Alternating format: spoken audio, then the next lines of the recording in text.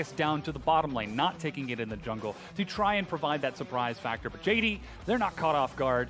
They are absolutely ready to try and meet them on the Rift as we get our compositions for Game 1. Added layers to Vladimir, because recently LWX has picked it up and we haven't seen Gimgoon on it until quite some time. So Gimgoon, he's not fooling anybody. Back on the Vladimir pick, and what has been discussed as a poor matchup, a good matchup for Urgot, but what we saw yesterday was sustain in it. So if there's no pressure going towards Vladimir, Vladimir will excel in team fights, and he'll sustain long enough to stick in lane up against an Urgot. So something will have to be done topside, early, quickly, so Vladimir isn't able to just get out of the lane scot-free. As the coaches now step into the center of the ring to shake hands, we're about to load onto the Rift for Game 1 between JD Gaming and Fun plus Phoenix. JD, they locked in playoffs very early. They've got all of the momentum coming into this matchup. They are ready to try to close it out and advance to the next stage. But of course, the fans are still cheering on FPX, a new organization to the LPL, making their first playoff run with big names like Gimgoon and Cool and LWX. Will this be the success that this team demands? And the stakes are definitely high for both teams. And you're right when you said match. It feels like a wrestling match.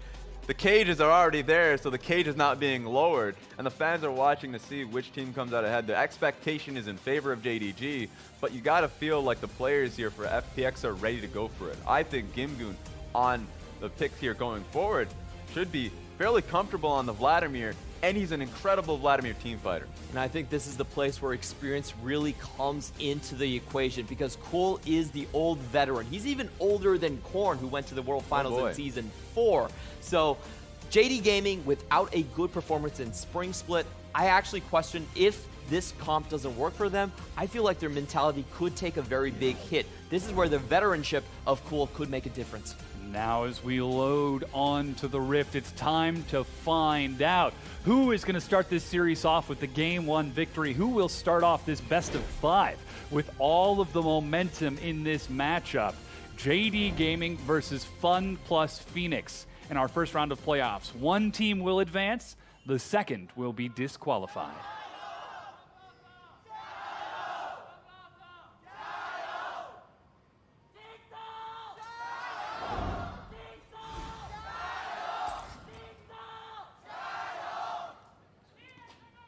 Now, just on the level 1 alone, it's always fun to watch, especially the teams that end up picking out the Olaf Braum. You would always expect the team with Olaf Braum to look in for an invade. It's a little bit dicey just because Gragas can still hold on, level up his E, his body slam. So there's some worry there. I just think it's a bit of a waste to not make use of it. Yeah, I did really like the JD Gaming level 1. It was a 4-man attempted pincer, and the way it works with Olaf and Braum, we actually seen this in the Asian Cups, is that if you land one axe, it's definitely going to be a flash. And it's very telling that they sent that into the top side, because they definitely need Urgot ahead. Getting Zoom onto a carry champion is so important. He has been so instrumental to JD's success, and though Gimgoon is on something a little bit more safe with that Vladimir, it's still going to be a challenge when playing against a player like Zoom, who is even taking the unsealed spell book with Teleport as his base spell. So probably going to be using a lot of those summoner spells in those lanes to try and upset the Vladimir sustain. Yeah, what we saw yesterday for Lies is that he would hover over Exhaust a few times. There'd be Ghost in there. A lot of it is just lane focus. That's what you'd want to see for Zoom. So keeps the Teleport because as a base, wants to hold on for it just in case anything happens bottom side of the map. But just having more lane pressure is the expectation, what he wants. And just look at those stats coming out from Cool. Like you said, he's been definitely popping off in the recent games. Number 2 in damage share, even over LWX's Kaisa. And the early game contributions for Cool, I think, is the big thing for me. Because in this slow teamfight type of meta, FPX are relying on their mid and jungle to keep the early and mid game intact. That's something that's very important for this team. Of course, Cool joining the roster. No pun intended, but he was supposed to be the veteran. He was supposed to be the player to cool down this chaotic and aggressive team. But funnily enough, they found the most success when he's popping off, when he is, what was the phrase, Raz? Hot fire? Fire, definitely fire, yeah. 100%. I think a lot of times people forget what the contrast was between him and Bing. Yeah. Because when Bing came in, there was this non-stop aggression. when Pepper was there was non-stop aggression. And sure, there's a bit of give and take. Cool did calm them down and make them a little bit more of a slower team. But that being said, as a result, being surrounded by hotheads, Cool himself became a fiery player. So Cool, with the solo kills that he was able to get in the last patch, as you saw, the laning phase is so crucial and important for him, which is why the addition of Alex did so much. And we do have to pay attention to the bot lane. This is a set play coming out from Jingdong Gaming. A lot of times when they hit a level lead with a minion dematerializer, they will go for the bot lane dive. And with the Braum and the wave in a good position, they do have a potential to go for that. Unfortunately, Olaf is already moving over towards Yagao, trying to find that first blood. It's actually just hard finding a dive on Olaf, which is, to your point, I mean, Klid has gone to it so frequently in the recent games. When he's found his Camille pick, something that makes it a little bit easier so he can provide any sort of CC or damage. If Olaf commits to it, you better have a good trade. They better be low enough for him to not come out of it dying, or it's a suicide mission. I mean, isn't that always the Olaf conundrum? I'm going in, and I hope they die before I do. Especially with the Ragnarok reducing armor and magic resist. But still, not level 6 yet, so he doesn't have to worry about that Ragnarok as he's just farming around. Meanwhile, up top, Zoom still keeping Gimgoon busy, while in the bottom lane, Loken, as expected, taking a CS advantage on this very comfortable Kai'Sa. LWX and Crisp has just been playing it safe, and it's really surprising for Loken and Mao to have this much control of the wave, because they had great wave control, Olaf was in position for a very long time, and LWX, I mean, the pick in the bottom lane, Xayah actually pushes so easily that it's very hard to get the wave control. So they zoned themselves out for quite a bit of time. Yeah, I think that JD Gaming, like you said, are definitely outperforming the bot lane matchup, and I think it mainly comes from Klid's counter pick of Olaf. They definitely expected Klid to be around the Crux. You could see a couple of pings coming in from FPX's bot lane that, hey, wait a minute, this guy's probably around this corner, and they also did leash earlier for their own jungle. So JD Gaming outperforming, but doing it mainly through jungle. Outperforming is a good, I would say it's a smart term for JDG to recognize the strength of their bottom lane and jungle pressure and then making use of it. But I'm actually pretty happy for FPX not losing too much. And right now, Alex is level 5. For the jungle matchup, you'd want Klid to be able to pressure Raptors. He hasn't. In fact, the Sejuani is even in pace. And he's going to get to level 6 and he's going to be able to impact mid lane is something we wanted to see Olaf be able to do. So he's been hunting. It's not like he hasn't. Issue, he hasn't been able to find anything. There are plenty of opportunities for Alex to try and upset this matchup. God. Again, we keep on talking about the mid-jungle setup for these two, but so far, it looks like Klid has been largely ignoring his lanes, except for that set play bottom to invade and maintain pressure for Loken to get a CS advantage. But he's turning to solo the Dragon right now, right under the noses of FPX. It's an Ocean Dragon, he has a smite for it, so he's going to be able to have the sustain. It was a risky one because he didn't know where the Sejuani was, but he had a good guess based off of the pathing that Sejuani took when he first met her in the bottom side, that she was not going to be anywhere nearby. It's just risky going for Ocean Dragon because if one person makes the guess to find you, you have to flash out. And so he took the risk. Klid is a risky player, and he got a lot out of it. Yeah, I felt like it was really smart. He was leveraging the fact that the Scuttle was spawning on the top side, so he knew that Alex, in this matchup where there's a very high chance for him to walk into the Olaf and get counter jungled, was likely going to go for straight the Scuttle in the top side, uses that opportunity, secures an Ocean Drake, and that's actually quite massive for the top lane and the bottom lane as well. That means a lot more wave clear on Loken so he can survive into the late game, and a lot more push for Zoom as well. Constantly being able to use that Q is a big thing in that matchup. It's funny that you mentioned the side lanes, because for me, like, red lights on Yagao on the rise, who wants to sustain out in the mid lane and wants to build up his tier. He's just got a go mission to do it. Doesn't necessarily need the blue buff here. So going back in the base, building up the mana, he's going to be building up his tier actually fairly comfortably now. As expected, this Rise taking some nice safe scaling in the mid game, plenty of wave clear to keep Aurelia locked down, and more importantly, control waves once we get into later game, once we start to see Cool starting to split push on that Aurelia, and preventing Cool from interacting in these expected skirmishes, as LWX and Crisp actually cancel their recall and spot Loken and Lumao head back to base. This is a great play for the blue buff. You can see the bot lane moving up as well, at least the support at the very least. And also, if you look at the stats for LWX, his experience and CS differences that he's had in his recent performances have been Stellar. So these are just one of the examples of just waiting, just to get the small advantages, pushes in the wave so he denies a little bit from Loken. He was in a bad situation beforehand, so it wasn't as if he's ahead of the matchup, but he's just trying to claw himself into being even. So as he's coming back into the lane, you know, he's going to be able to at least support some of the plays that Alex has made. But for me, one of the biggest focuses now, level 6 for Alex. So he has his ultimate. Level 7 for Cool, and Crisp is just ding 6 too, so it's a major go sign for FPX to start a play so they can start looking around mid lane. So despite all of that setup with LWX and Crisp spotting the recall, setting up wards from Alex after the dragon, Cool pushing up in the mid lane, Yagao still walks over and takes the blue buff with pressure from Clid. JD seemed completely unfazed by FPX lunging out and finding vision, and now they're the ones who take over and take the first invade post level 6. They're just doing this because, you know, top side's getting pushed in, so Zoom had the pressure. They know they have the numbers, but Cool's coming in. FPX definitely lost a lot of momentum on that first play where they did not commit towards the blue buff. I believe they would have been able to take it away and get away scot-free, especially with the Gragas on the side.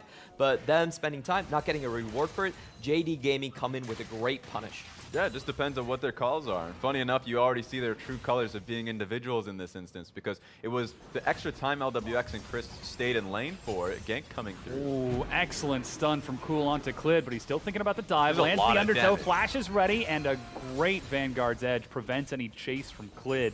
But that's flash burned by Cool. They're trying to force Cool to base here, even using Ragnarok to make it happen, but Alex comes in at a great time, so Cool doesn't lose the minions here. So I actually think that's great for Cool. Sure, he blows his own flash, but now coming out of it is going to expend a lot of pressure for Clid for the next minute.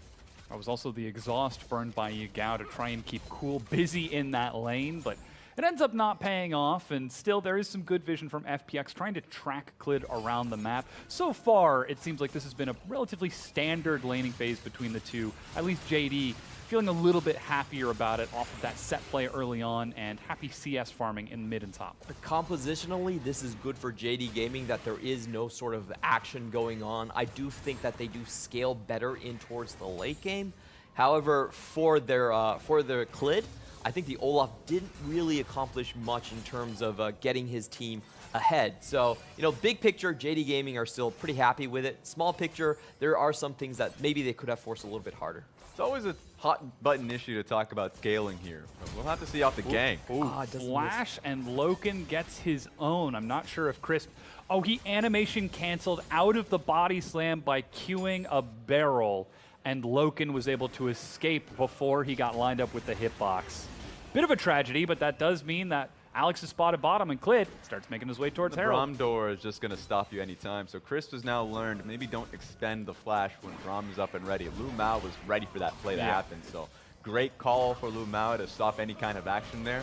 But to my point about scaling, I have to wonder about JDG scaling because Olaf and the top side of the map from JDG is actually going to be really difficult for Urgot. I think if you look at FPX, I'm just looking at the top side. Vladimir on a flank is excellent. The tank for Sejuani can make the plays happen. Aurelia is a great dive threat. So if I'm FPX, I'm not worried about my late game at all. It's just how you want to set up for it. And we do see bottom lane getting pressured by FPX, but look at how JD respond. They collapse on the Rift Herald instead. They just decide to rush it down mid with Zoom and Clid. They know that Cool has no flash on the Aurelia. It's tough for him to get to the minion wave. First brick goes down. The gold split amongst Yagao and Clid. And both of these plays were coming from JD Gaming, really punishing the inaction from FPX in the bot side. They made plays, but they couldn't execute on them. They didn't make those plays work. So JD Gaming are able to capitalize on the top side. The blue buff, the Herald, 2 plays in a row. I really like this from JD Gaming. They're actually willing to take a step back and be the equalizer on the map, rather than just forcing things when they see the action happen, which is usually what JD Gaming likes. And Clement, you should be happy about this. That's an Urgot advantage actually being put to use. The early Rift Herald, because he had to shove in. And wait a minute. Uh-oh, Alex forced a flash. That's a good slam over the wall. Zoom, though, misses the fear beyond death. Not that it would kill, but hey, it's better to send the message. Like, Alex is doing so much on the top side. He's trying to. The issue is that Urgot just has so much damn pressure here. Early Rift Herald being taken equals the mid lane pressure, and Cool is feeling it. That's the Realm Warp. Remember, there's no more flash for Cool. Again, the Vanguard's Edge. Clid taking the hits, and Cool still finds first blood on the outplay. And that was just purely from the damage coming out. He was already in Ragnarok. No stuns could land on him, but they still get the kill anyway. Takes too many tower shots. Chases it up. That's the Rune Prison. Tries to deny some damage, but no flash from Yagao. He tries to go sideways, but here comes Crisp. And Cool is going to try to act as human bait so that Yagao tries to continue walking it in, but caught by another slow. Crisp gets a barrel. He's still going almost to the blast cone, but a cask knocks him back, and Crisp finds his own. And that's the cool veteranship coming out of him. He is so excellent under pressure, and so for him, being run down mid lane by the jungler, and there was just already being pressure on the top side of the map, so Alex was not going to be there to join him. This was the starting point of it. So just take a look at Cool here. He understands his primary target is going to be Olaf. He mitigates a lot of the damage initially and just follows through on the turret shots. So the fans are definitely hyped up about it, and there's good reason for it.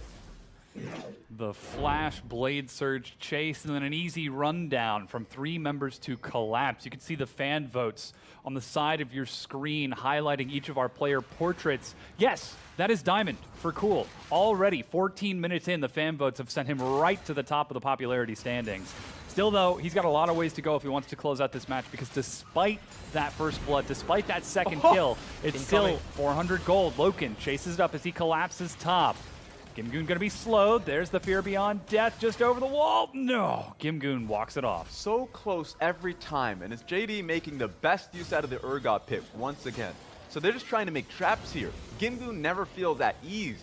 It's a good difference between today and yesterday. Yesterday, Vladimir's coasting on that island for free, sustaining up, never under threat of a dive. This time around, Gimgoon has had to have repeated bases. Now, we did see the rotation from JD as they tried to rush top and find a kill, but the damage that LWX and Crisp did with some help from Alex earlier pays off. They get the turret first and have a slight tempo advantage in this, though it's JD who are the ones who take the step. In addition to that, Loken went for the Gwinsu's Rage Blade instead of Storm Razors first, which is a bit of an interesting choice. Not that we haven't seen AP Kaisa, but his effective damage in these fights are going to be slightly lower comparatively to LWX. Yeah, he's definitely looking at the possibility of a lot of frontline threats just running at him. So in that sense, the AP build with maybe the Runon's Hurricane, you can get a lot of plasma stacks off. I do want to note about the Urgot thing you were saying. JDG's composition, they're so built to follow up on the Urgot. They have the Realm Warp and they have Loken flying in with Killer Instincts, so whenever the Urgot steps forward and plays aggressive, it puts doubt onto FPX's side, unlike what we saw from TOP, where the Urgot most of the time did not want to venture out of River. And so they just have great frontline damage, as in they can deal with the tanks coming through. The Gragas is going to have difficulty. Same with the Sejuani, going up against the Shred that the Urgot's going to have, and the AP build Loken has. They saw him over the wall, but they still decided to take the fight. Another Vanguard's Edge, and they chase it down, finding the kill. A good Glacial Fissure, and the knock-up as LWX finds one. As 5 FPX stack and find themselves another 2 kills. They're going to find a large reward for this. This is a cannon wave on a tower that they should be able to get, and they have tanks ready for. I don't know if JD even wants to be anywhere nearby. This is diveable. Loken is backing away from the wave. That's a Realm Warp to get Yagao into range, but already the next wave crashes in. With a good aggro juggle, LWX is able to finish the turret off, and now it's 2 turrets to 2. And with those kills, FPX find themselves with an advantage. And that's just the extra mobility from FPX's composition. They're just grouping up faster, and you can see JD Gaming were forced to clear out all the wards that Crisp has put around this mid lane. They're playing around Cool now. They have wards on both sides of the jungle, and even though JD Clid did spot out some of the members here, he still took a step a little bit too much forward, and look on the map right now, it's a 1-3-1 situation for JD Gaming. Clear 5-man dive. That's the sad reality of an Olaf. You're a snowballing champion one way or another. So I thought that Clit had been making proper decisions on the top side around vision control and challenging for camps. But he's really getting punished in just these raw team fights. He's challenging for the ward, as you saw there. FPX are ready for that fight. Yeah, JD looking a bit reckless as they try to stack bottom lane. They step forward and set up plenty of vision, but FPX are able to defend and rotate safely under the turret. A good proto belt to clear out the wave, but Loken walks up. And unless there are going to be some ultimates to break it down, this turret falls. There is no Sejuani ultimate, so that's the big reason why JD Gaming are willing to step up. Also the fact that LWX is top lane. So not only just the fact that they didn't have the engage potential out of Alex if they wanted to outplay, but once again LWX is doing his a double lift impression. Top side of the map when his team is nowhere near him. So sure, he gets a lot of gold personally, that he can put in his own bank account, but as a team, they lose out in the bottom side pressure. Overall, that trade should be favorable towards FPX. They do get the better experience out of the entire ordeal. JD Gaming did a 5-man stack into the bot lane, so I would actually give a small advantage towards FPX in that trade. So let's take stock of where the game is right now, because we're getting closer to that 20-minute mark. We're starting to see, now that we're transitioning out of this laning phase, all of the outer turrets are gone. Are we still looking to Alex and Clid to set this up, or are we expecting the expected 1-3-1s from both teams to be what really determines what happens in the next few minutes? It'll be really hard for Clid, not only because he was squishy to begin with, he's 0-2-0, so the problem is he's just a target to run at. So maybe he does that if he thinks that he can play for time, but I would expect it to more so be Lu Mao on the side of JDG coming out with his ultimates to trying to knock up, just because they're a little bit desperate for Engage to get back into this one. But I agree with you. FPX, Alex should be the one that starts it up. Maybe sometimes Cool, they both picked up the stopwatch, so they should be the ones that are the primary engaged force of the team. So important to set up that vision and track where those junglers are heading around. As Clid, he's doing his duty. And this is a very slow composition coming out from JD Gaming. If you look at their AD carry picks, they rarely go for the Kai'Sa. They're one of the least heavy Kai'Sa teams in the entire LPL. They're much more prone to go for Ezreal or the Varus, have someone ready towards the mid game. And this strategy for JD Gaming, if they want it to work and get towards the later phases of the game, they actually need Urgot to apply a bit of pressure. Have him step out, have backup ready for him, and make that a contesting point. Because one-on-one, he can still take it to Gimli. So far, Zoom has effectively been on an island, except for when his team has rotated towards him. He's got some of the most solo kills in the league, at I believe second place at 12 solo kills during the laning phase. Very, very talented top laner, but he needs some help to get it going in this game, because it is against Gimgoon, who's so good at absorbing pressure, especially on a Vladimir with flash available. Yeah, I think that, I mean, we've seen some moments yesterday where an Urgot can take over in that front. Maybe Zoom can outplay because he's just that damn good of a player. I want to see what ends up happening. If you make a mistake around him, he just picked up his Righteous Glory, so there's a heavy possibility that he can go for a kill. So maybe he stays in that side lane and tries to pick apart Gimgoon in that situation, or he joins his team and gives them a speed boost so they can roll him forward. They have an Olaf, so that would be the largest benefit. It almost seems as though, just looking at how these players are maneuvering around their map, that we're seeing JD take a defensive step back. Zoom isn't pushing past the river. He knows there's no one on this side of the map, but look at all of the vision. There are 5 wards on the bottom half to allow him to take the fight against Gimgoon, but he's not stepping forward. Could this be some stage nerves for JD, remembering what happened to them in playoffs in spring? It's a hard possibility. Also, just the fact that they know that if they make one mistake 21 minutes into the game, that turns into an outright Baron.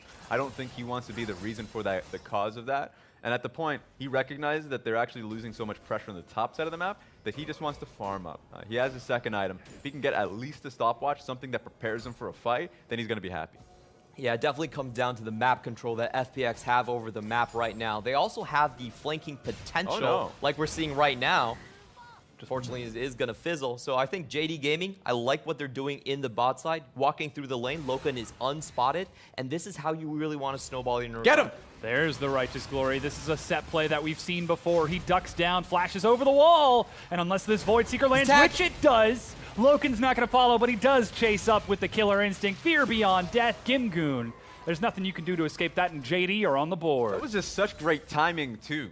Because ordinarily, you would expect the enemy team to be like, all right, ping, massive ping the Baron buff, but they weren't in position. So they knew that the Vladimir would get burned so quickly, and that Zoom would have the teleport to join in on the play, so they're like, all right, we'll take our losses here. Yeah, I don't think they could have gone for Baron right there. It would have been a 4v4. Zoom still holding on to his teleport in the fight, and without the damage coming up from Vladimir, they probably just can't, even if they take the Baron, they probably could not escape with their lives on that. Such a creative play coming out of JD, where we're also just questioning the fact that they might not make it back from this deficit. But Loken just finds an opportunity bottom lane. I'll say Uzi yes, because that's how you make use of the Kai'Sa mid-game into it. If you have a split pusher roaming on you, that's how Uzi made it happen during multiple finals in the LPL. So this time around, you see Loken saying, I'll make the same strategy work here. so we can find an advantage for ourselves. Now, despite the fact that Gimgoon has respawned, we didn't see any Dragon take from JD. Instead, they tried to get control over the vision of the Baron pit. But that's a stun, a cask, Ragnarok now utilized. Finally, the Dragon taken, but that's 3 members of JD invested bottom, which FPX are happy to trade a second Ocean Dragon for control over the Baron pit. 23 minutes in with a 2-item Xayah, they're actually turning onto it. They've even got cool 5 members there. And JD Gaming, they don't see it until now. I wonder where Zoom is actually going to find his teleport positions. There is one in the inner tri-brush, but it seems a bit late. That's the engage onto the front. Once again, Clid, he's got no Ragnarok. He's trying to walk it forward. Caught by the stun. He goes golden with the stopwatch, but has been swarmed by members of FPX. A stun onto Alex. Oh my he goes God. low. Loken steps up. He finds one. A great Fear Beyond Death resets it as JD collapse and take the fight, getting the ace over FPX. Right on top of Baron too, so there's only one answer here. JDG take a monumental fight coming back into the game, evening the gold, and it's going to only just skyrocket. They're just going to be able to take it. And Loken was in such a good position. He was waiting on the flanks. You could see that Cole used all of his abilities towards the ramp. He was trying to cut off JD Gaming from escaping in that route. But Loken, seeing his opportunity, went straight in. And there wasn't enough, there weren't really a lot of ultimates coming in from Chris to then blow him out of the fight. And here's the thing, because I know we'll get to see the replay right after this, is I actually like that play coming out from FPX. They already got the ultimate out of Clid. That was the whole point of that. Knowing that they could get an assured kill, because Clid wasn't going to be able to get him out of that. 2 stuns expended to get the kill. The issue is that there's no one being able to threaten Loken. So Loken's just sitting there for free as the AoE gets locked down by Rise. And so he just comes right in, executes the tank, and is able to clean up. So while I like the idea of the play, they just had no idea how to loop around with their flank composition on towards Loken. And what presence of mind from Zoom in the chaos of 10 members on his screen. He sees the Sejuani going low, lands the Fear Beyond Death, waits when she's in execution range so he can flash into the remaining 4 members of FPX and land a 4-man Fear so that Loken can clean it up. This is why we call him one of the best top laners in the league. 3-0-2, now with a GA under his belt. Yeah, and the big thing is that FPX, all 3 of their big CC abilities were already expended going up the ramp. The Flawless Duet coming out from Cole already, the ultimate down. Chris did not have his ultimate or his stun. Alex as well. So it was a very good opportunity for Loken to go in, and you really have to applaud him for seeing that opportunity and being willing to put himself in the midst of 3 people to clean up the kills. And honestly, FPX may not have another opportunity. They might have one last fight left in them. It depends on how well they're able to soak up this pressure, but they need to understand the positioning. Maybe they learned that lesson last time around, that Gimgoon can't come front to back. Of Vladimir going up against Olaf, Rise, Braum front to back, it's not going to happen. You need to be able to find a flank position. You don't need to necessarily do anything. Just stare Loken down so he can't do anything. So there are a handful of wards still on the map for FPX, but they are scattered. They're in no position to set up for a flank or a deep teleport. And JD are aggressively swinging this Baron under the tier 2 Glacial Fissure as it's a quick Realm Warp after the bottom tier 2 was already broken to the mid to break it down. 5 turrets to 3. And JD, they know there's still plenty of front-to-back engage on the Sejuani, on the Gragas that could split them up, but they don't take any chances. As a unit, they back away and recall, still with 60 seconds on this Baron buff. And I really like the Zoom build right now. I understand his philosophy with the Urgot build. Like you said, it is about the front-to-back team fights for him. So an early Guardian's Angel just to keep him in the fight as long as possible. If you want to reach the back line, you have to go through Zoom. Yeah, just a great recipe too. Having the early stopwatch is what was necessary for him to be a lot more, I guess, ballsy in the play, looking to just outright start the fights for him. Now he has just the go sign anytime the Guardian Angel is up. So it's a bit of a snowball mechanic because you have Guardian Angel. Who are you going to start the fight on? Not going to be the Urgot who's going to res himself. So it should just have the most value with its first going. I don't think there's going to be a way for FPX to peel him off. If they get a mistake, sure, then they're going to be able to kill Zoom and make his GA useless. But at the moment, it's just hard for FPX to start a fight when he's walking at you. And of course, it should be noted that that's going to be quite the challenge for FPX. As the Baron buff is set to run off, we're still seeing JD set up for a siege. They've got themselves 3 items on LWX, that IE finished, so he's going to do some big damage. 2 items on Cool, plus his own stopwatch.